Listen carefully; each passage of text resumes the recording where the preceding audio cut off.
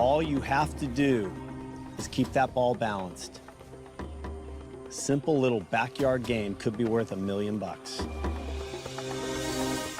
up? Hey, hello everyone. So today we are back going to be doing another DIY Survivor Challenge video. I don't think we've done one of these in like maybe 2 years. It has been a hot minute, except this has been sitting in my house for probably those 2 years. So my name is Rachel. I'm Alyssa, and we're really excited to do this challenge because, like Rachel said, we've been waiting for like 2 years to do it. This challenge is called the ball drop, also known as balance on the line. We are going to be like Marianne now. Knowing the name of Samotion, we are just going to do Survivor Challenge trivia to know the name of different challenges. So this is the ball drop, probably most famously known by Malcolm doing this challenge, but we have seen this challenge 4 times on Survivor, in Survivor Micronesia, Survivor Philippines, Survivor Ghost Island, and most recently in Survivor 41. I feel like I actually know this one the best from Survivor Micronesia because this was the final 3 challenge, and so I feel like this is the challenge that a lot of people call like Surviv's Robbed Goddess challenge, because if there had been a final 3 in Micronesia, Survivor might have won. In Philippines and Ghost Island, Malcolm and Wendell both had an advantage that allowed them to drop in the challenge and then get an extra life in the challenge. So they got 2 tries in this challenge. Should your ball drop at any point, you are not out of the challenge, but we'll replace the ball and start again. Whoa! And then for Survivor 41, this challenge was seen at the do or die twist. You're going to use 2 handles to balance a ball on a wooden cylinder. At regular intervals, we'll add more sections to your cylinder, making it more difficult to balance. If at any point the ball drops, you're out of the challenge. So this is a DIY challenge. All we did was buy like a cylindrical piece of wood from the hardware store, and then you can cut it into the different sizes. So when you go longer into the challenge, it gets progressively harder. So one of the things that they have that we could not figure out a way to DIY was a track basically that keeps all of your pieces aligned and in place for you, so that all you have to do is push and lift. Our track is these Tinker Toys. And as you can see, the Tinker Toys have some differences from the official track, and so we are hoping that it won't cause that much of a difficulty for us. So Alyssa and I are going to try this challenge. We are trying 3-minute time intervals. The Survivor Wiki didn't really say an official time, so we think it changes by season, by challenge, how long they have to hold each section for. So for us, we don't want to be holding this all day, so we're trying 3 minutes at each section. But we're really excited to get to try this challenge, and we will see you after we've tried it. Malcolm drops his ball. He is not out of the challenge. He has a second shot.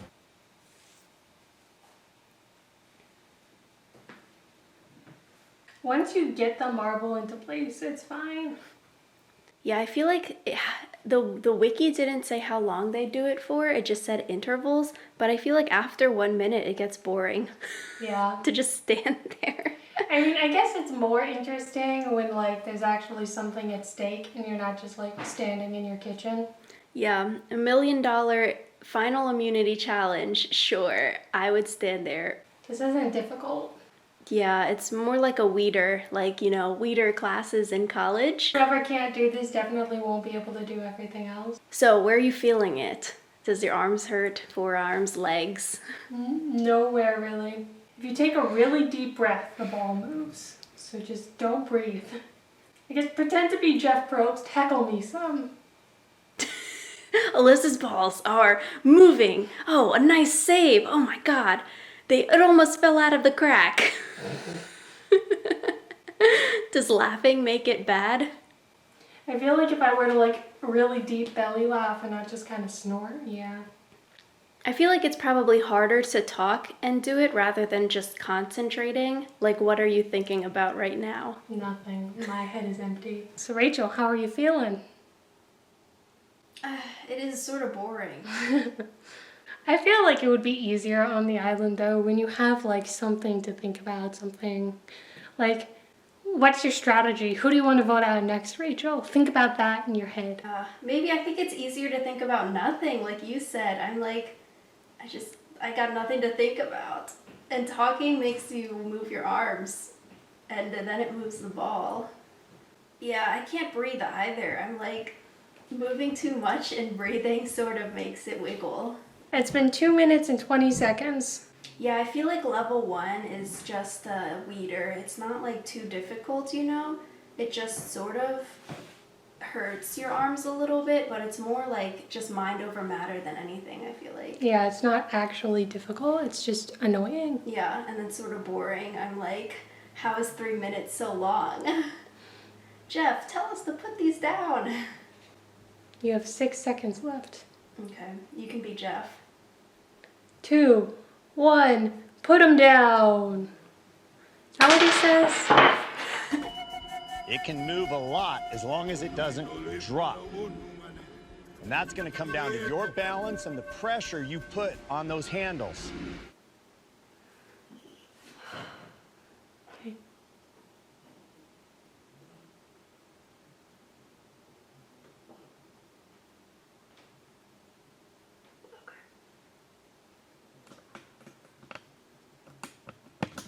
Yo, if I do this hunched like this, it is going to hurt. Then unhunch. Standing up straight is going to be too hard. So currently Rachel's dilemma is she lifted it up and she doesn't want to lift it up any further, but as you can see, she is hunched over, which is going to hurt her back quite a bit. Yeah, I feel like underhand is a lot harder for me. Just the muscles maybe, since it's different muscles, right? And you're pushing it together so hard, it's harder, I think, than overhand. But I can see the strategy where it's different muscles, so by the 3rd round, you'll be fresh again. But I'm like, dang, if I can't even make it past the 2nd round with underhand like this. Are we doing 3 minutes again? Yeah, how long has it been? 1? 1 minute, yeah. Okay. I feel like once you're up and in the zone, it's not hard unless you lose focus. Oh. Like that.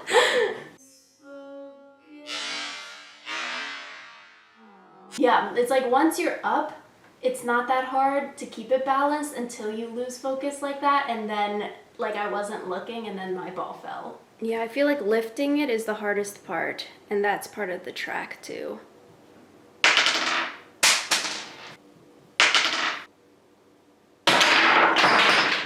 So Rachel and I were talking about how this one gets exponentially harder with every round that you go through because the amount of joints that you have increases with every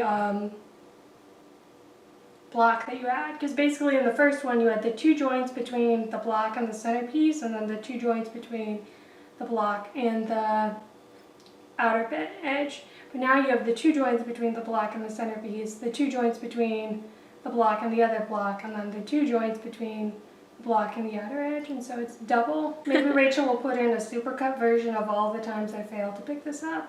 But see, look, you're doing it now. It's 1:45 right now, so a little over halfway.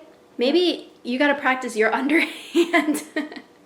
Yeah, it definitely does start hurting more the more you do it, because I did my first one overhand and then this one overhand.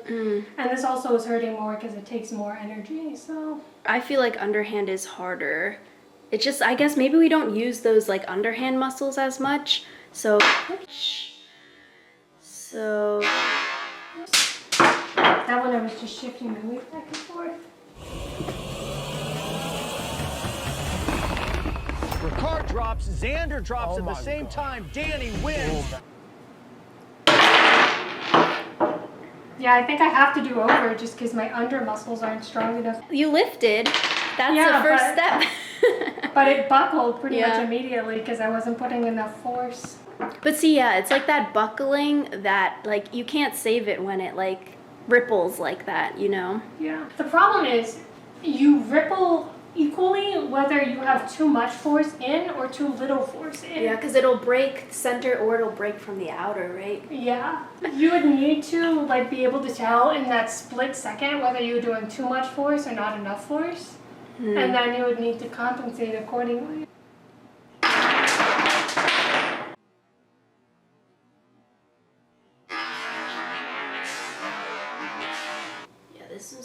hard because we don't have that track. They're sort of not lined up, and you have to put so much pressure into it. Yeah, I feel like that. You lasted for 10 seconds. I'll try again. Don't make it sexual and it won't be sexual. What would Jeff do? Jeff would talk uncomfortably long about balls. And how long you're lasting, yes. Okay, I'm ready this time. So Rachel's doing overhand again for her third one. She is not going up very high just because the higher you go up, the... Bro, my back hurts. Try standing a little bit straighter. Nah, it's wiggling. And again, we were talking about how not having the specialized track makes it more difficult because getting all of those pieces like in a straight line on the Tinker Toys is really tough. I think just getting off the ground is an accomplishment because of that. Yeah.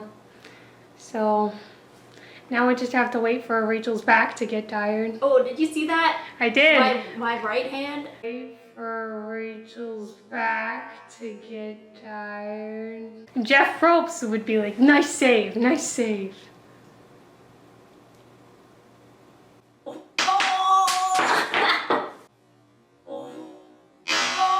This is a hard challenge to save if your thing wiggles. It like Your some hands force just, like, shifted, pops. yeah, and then it explodes. It's like, how do you save that? Because it's not like a regular balance, like, oh, let me shift and I can save the ball. But this is like, the whole challenge is just pushing your arms this way. Yeah. A spot in the final 6. You will not be voted out tonight no matter what happens. Well done. Congratulations. So now we are going to tell you about our thoughts for the ball drop challenge.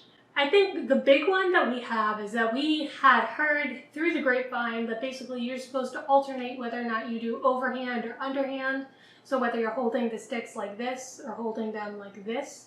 And so we tried that, and I think we both found underhand a lot more difficult than overhand, and so maybe those are just muscles that we need to work out more. But I, like, when I was trying the underhand, as you guys saw, I just like couldn't lift it up. Something to consider. Maybe you need to work out muscle groups you wouldn't have thought to work out for Survivor. So I guess another thing for me, as you saw, like I was sort of hunched. I felt like lifting it high up to maybe make your center of mass more even was sort of harder, because if you go from like hunched to like straight up, you have to lift up your arms more, which I felt like made it easier for the blocks to maybe fall or for your ball to fall.